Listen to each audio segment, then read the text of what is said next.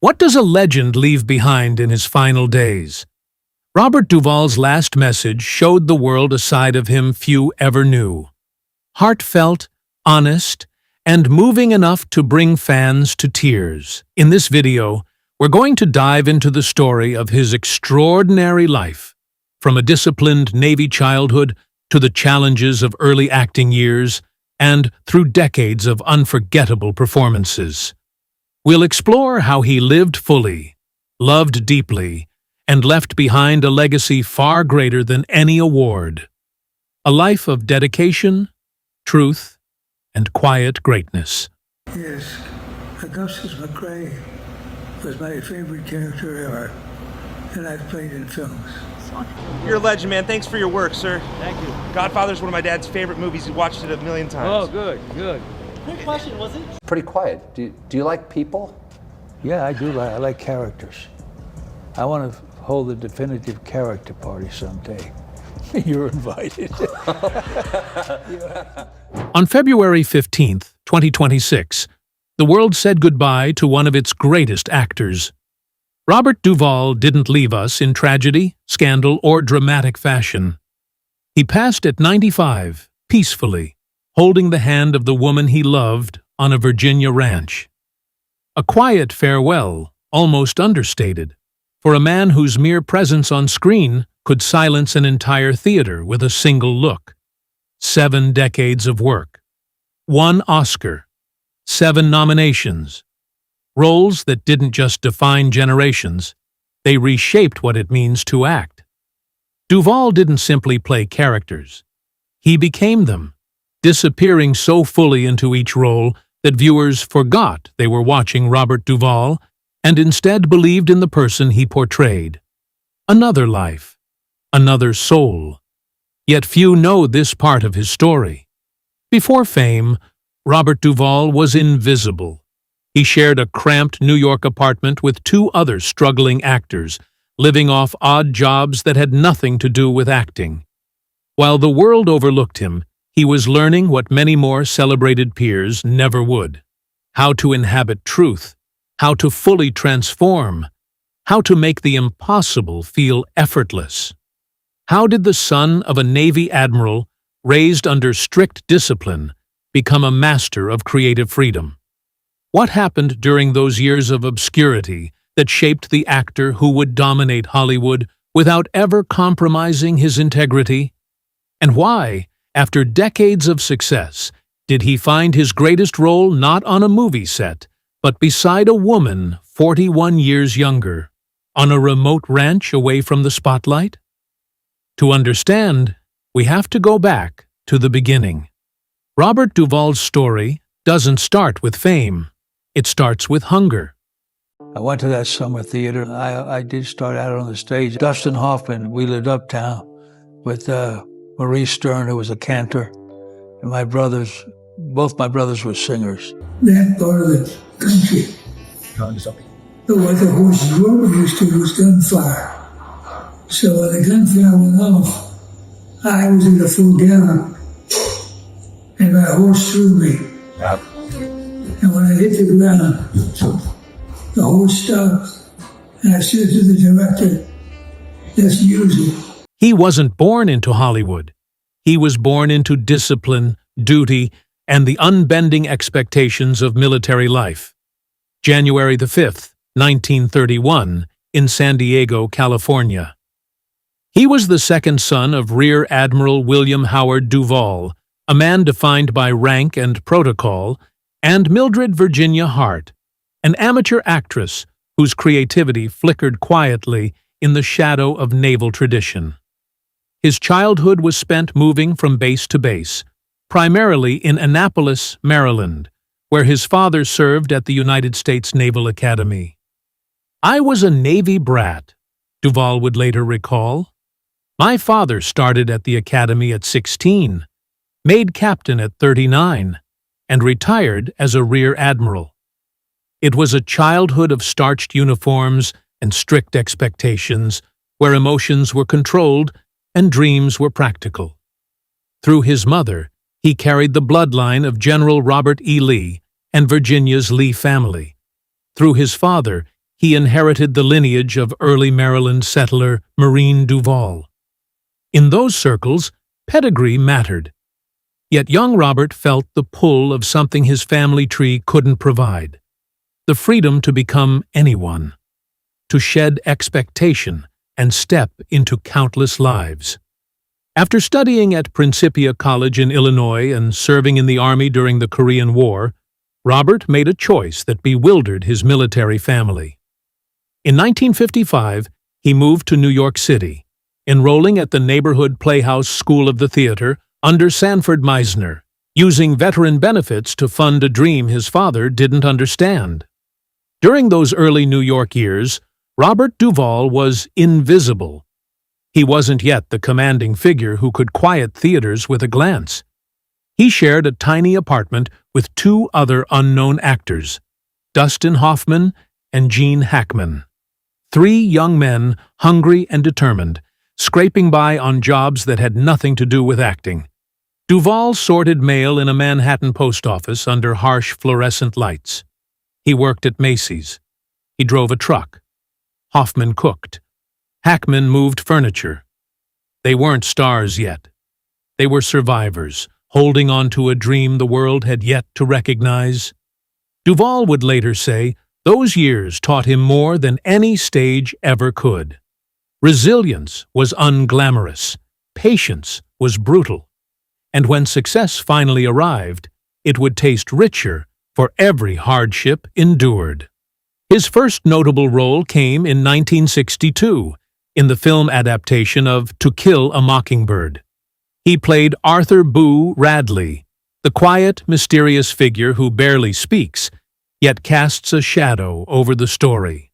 It was a small part, but unforgettable. Duvall disappeared completely into Boo, and decades later, audiences still recall the performance with reverence. He even named one of his dogs after the character. More roles followed, each building his career steadily. The villain opposite John Wayne in True Grit, Major Frank Burns in Robert Altman's MASH, and the lead with a shaved head in George Lucas's dystopian debut THX 1138. None of these roles made him an overnight star. They were character parts sought by actors who understood craft, roles that demanded transformation, not just presence. Duvall was learning what many of his conventionally handsome peers never would: how to inhabit truth, how to make audiences forget the actor and believe entirely in the person on screen. He studied accents, mannerisms, and regional speech. He watched people in diners, on street corners, and at bus stops.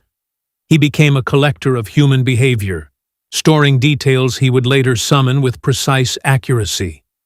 By the early 1970s, Robert Duvall was no longer invisible, but he wasn't yet a legend. That transformation required one phone call, one audition, and one role that would change not only his life, but the course of American cinema. The call came from a young director named Francis Ford Coppola. He was putting together a cast for a film about an Italian-American crime family. The part was Tom Hagen, the family's adopted son and consigliere, a lawyer, not a soldier. Calm, methodical, loyal. Robert Duvall read the script and immediately felt the weight of it. This wasn't just another role.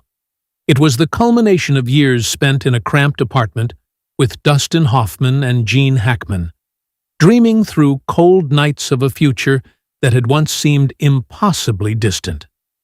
The Godfather was on its way, and Duvall was ready. In 1972, the film hit theaters like a storm. Duvall's portrayal of Tom Hagen, the steady, strategic consigliere navigating the Corleone family's deadly politics, earned him his first Academy Award nomination. He didn't just play Hagen. He became him. The measured tone, the unreadable eyes, the stillness that hinted at both intelligence and loyalty. Critics called it a lesson in restraint. Audiences called it unforgettable. Hagen wasn't the loudest presence in a room. but in Duvall's hands, he often felt like the most essential. The role proved that authority doesn't always shout, it can whisper. 2 years later, he returned as Hagen in The Godfather Part 2, adding depth to a character already etched in cinema history. Hollywood noticed. The once invisible post office clerk from 2 decades prior was now counted among the industry's most respected actors. But Duvall's rise didn't stop there.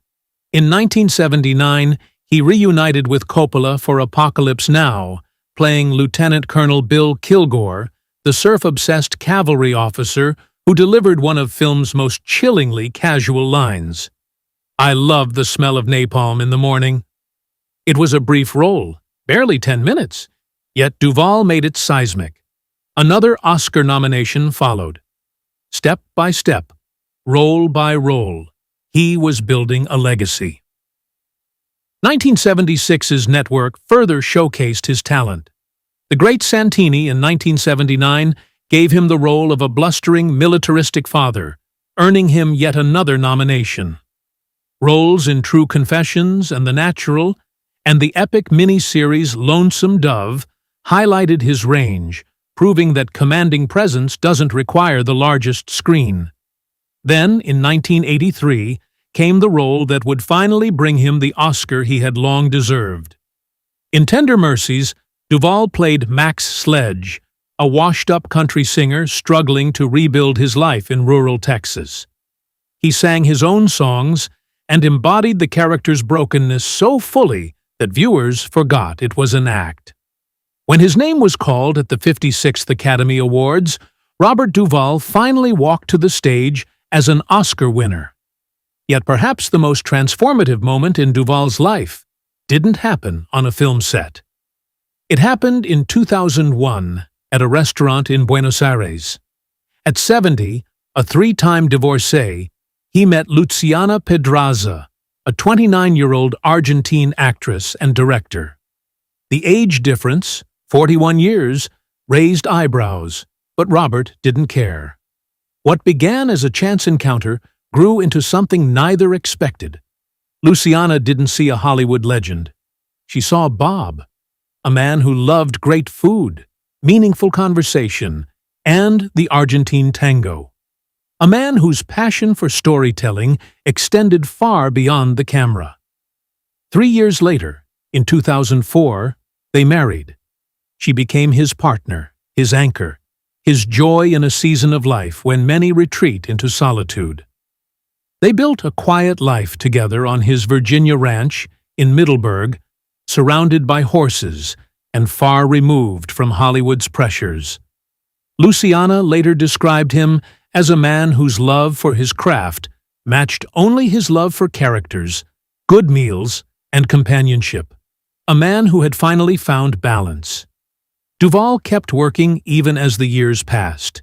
He directed The Apostle in 1997, a passion project about a troubled preacher that earned him another Oscar nomination, followed by Assassination Tango. In 2002, he appeared in Jack Reacher and Widows, and in 2014, at 83, received another Oscar nod for playing a judge, proof that age only refined his craft. Even legends face loss. In 2025, Gene Hackman, his old roommate and fellow struggler from their early New York years, passed away. For Duvall, it was a heavy blow. Hackman had been a witness to their beginnings, to the hunger, odd jobs, rejections, and impossible dreams that had somehow come true. Dustin Hoffman remained, but now the trio was 2, and at 94, Robert felt the weight of time with a new clarity. Friends noticed a change. He spoke more often of the past, of cramped apartments and long nights driving trucks. He held Luciana's hand more firmly. He spent long afternoons on the ranch, watching the Virginia countryside turn golden in autumn. He had stopped chasing anything. Nothing remained to prove, only life to savor. His body, worn by decades of demanding roles and transformations, slowed at 95. not tragedy, just nature. He accepted it quietly, gracefully, surrounded by love and the land he cherished. On a Sunday afternoon in February 2026, at that same Virginia ranch, Robert Duvall's heart stopped. Luciana was beside him. There was no panic, no struggle, only the gentle exhale of a man who had lived fully, loved deeply, and left behind a body of work that would endure for generations. The world learned the news the next morning through Luciana's quiet post on social media. Yesterday, we said goodbye to my beloved husband, my closest friend, and one of the finest actors of our time. Bob passed peacefully at home, surrounded by love and comfort. To the world, he was an Academy Award-winning actor, director, and storyteller. To me, he was everything. No cause of death was announced, because none was necessary. He was 95, having lived a full life and then some. The only loss, if it can be called that, is that audiences will never again see a new Robert Duvall performance. Never again watch him vanish completely into a role, erasing the line between actor and character. Yet perhaps that isn't a loss at all.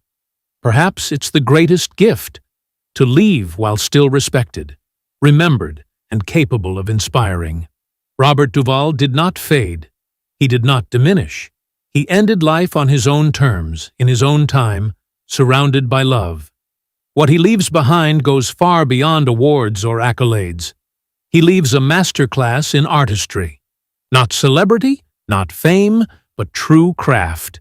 He understood that the work itself mattered more than vanity, that authenticity was essential, and that the best performances are those where the actor disappears entirely, leaving only the character behind. Think of the roles that will last forever. Boo Radley, lurking in To Kill a Mockingbird, a figure of fear transformed into grace. Tom Hagen, the calm center of the Corleone family, the embodiment of loyalty. Lieutenant Colonel Kilgore, delivering chaos with a grin on a Vietnamese beach.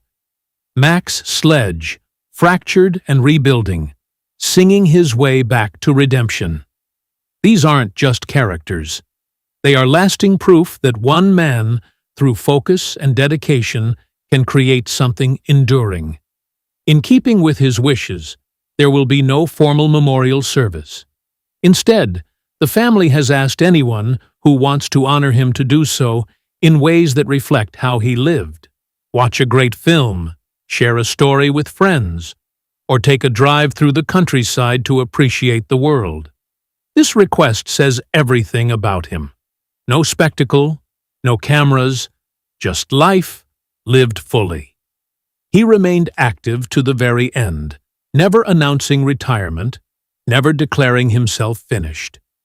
He chose roles that inspired him and rested when they did not. His final years were spent in Virginia with Luciana, 41 years his junior, who became his companion and love. Their relationship defied expectation, showing that connection and deep affection can arrive at any stage of life. When Luciana wrote that Bob gave everything to his characters and to the truth of the human spirit they represented, she spoke accurately. Watch any Duvall performance, and you see a man in service to something larger than himself. He did not act for applause. He acted because the work demanded it, because the character deserved it, because the audience deserved to witness truth, even when it was uncomfortable. His generation is fading. Gene Hackman passed in 2025. Dustin Hoffman remains. The last link to the New York apartment where a few unknown actors dreamed of impossible things. That era, raw, naturalistic acting, prioritizing authenticity over glamour, is passing. Yet the performances remain, and the films endure. Decades from now, new viewers will discover Robert Duvall and realize, as countless millions have before, this is what mastery looks like. Robert Duvall did not die tragically. He died peacefully at 95, leaving a life full of purpose, love, and meaning. No scandal, no public bitterness, no regrets aired for all to see. Only work that stands on its own. A wife who adored him. A legacy that will outlast us all. If his life teaches anything, it is this. Greatness is not measured by years, but by moments. Moments where we give everything to truth, where we dissolve into something larger than ourselves, where we love fully and work without compromise. Robert Duvall lived those moments on screen and off, and in doing so, became immortal. If his work ever moved you, if you've ever believed in one of his characters, honor him. Share this story. Celebrate not just the legend, but the quiet dignity of a life lived fully. Because Robert Duvall's final performance was the one he lived, a masterpiece of dedication, love, and grace. And the curtain has fallen, not in tragedy, but in peace. Even in his final years, Robert Duvall's curiosity never waned. He remained fascinated by people, by the subtle ways lives intersected, and by the stories waiting to be told. On the Virginia ranch, he spent mornings walking the land, observing the rhythms of nature, and letting the quiet teach him lessons he had long ignored in the rush of Hollywood. He kept journals, scribbled notes, and sketched ideas for characters that would never appear on film, but lived fully in his imagination. He spoke often about the importance of observation, a principle he carried from his early days in New York. Watching people in diners or on subway trains wasn't merely a pastime, it was a study in humanity. Every gesture, every flicker of emotion became fuel for his acting. By the time he played Max Sledge or Tom Hagen, Duvall wasn't acting in the traditional sense. He was recalling life in its rawest form and letting it speak through him. Friends who visited the ranch often remarked on the quiet intensity of his presence. He was a man who had seen the heights of fame and the depths of obscurity, yet he never sought attention. Conversations with him were immersive, absorbing. He listened with genuine focus, remembering names, small details, and stories shared in confidence. Luciana often said that those who met him truly felt known. It was a trait born of decades spent watching and learning, of years understanding the subtleties of human behavior. Despite the accolades and the respect of Hollywood, Duvall's definition of success had evolved. Awards, nominations, and fame were markers, yes, but the true measure was in the work itself, the fidelity to a character, the honesty of a performance, the impact it had on the audience. He often told younger actors that if they focused solely on recognition, they would miss the point. Craft, he said, required patience, humility, and relentless attention to truth. Even as age slowed his steps, his mind remained sharp. He would read scripts late into the night, often highlighting lines, making notes in margins, and imagining the character's inner life in ways that few would ever see. Directors who worked with him in his later years noted that his preparation had not diminished. In fact, it had deepened. He brought a lifetime of understanding, observation, and discipline to each scene, elevating the work around him simply by being present. Duvall's life off-screen mirrored his on-screen philosophy. He embraced simplicity, valuing meaningful relationships over social obligations. The ranch, with its rolling hills and quiet pastures, was a sanctuary where he could reflect, write, and share time with Luciana. They rode horses, explored hidden trails, and spent hours discussing art, literature, and film. These were not the actions of a retired actor. These were the actions of a man fully alive, fully engaged with the world in ways that mattered most to him. He maintained close ties with those who had shaped his early life. Dustin Hoffman would occasionally visit, sharing stories of their New York struggles, laughing over memories of cramped apartments and the odd jobs that sustained them. They spoke often of Gene Hackman, whose death had reminded them both of the relentless passage of time. Duvall approached such conversations with reverence, honoring the friendship, the shared history, and the lives they had lived together. Even as new generations discovered his work, Duvall remained grounded. He did not seek retrospectives, box sets, or interviews. The films spoke for themselves. His performances had longevity because they were built on authenticity, not spectacle. Critics and fans alike recognized it, but Duvall never allowed praise or criticism to define him. He simply continued to do the work that mattered, both on screen and in life.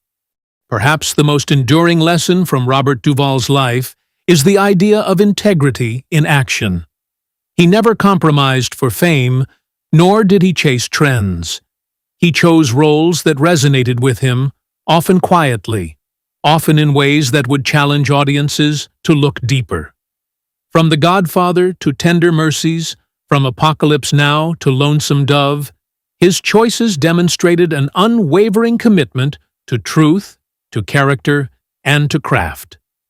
If you enjoyed this tribute to Robert Duvall, don't forget to like the video and subscribe for more stories about legendary actors and their incredible journeys.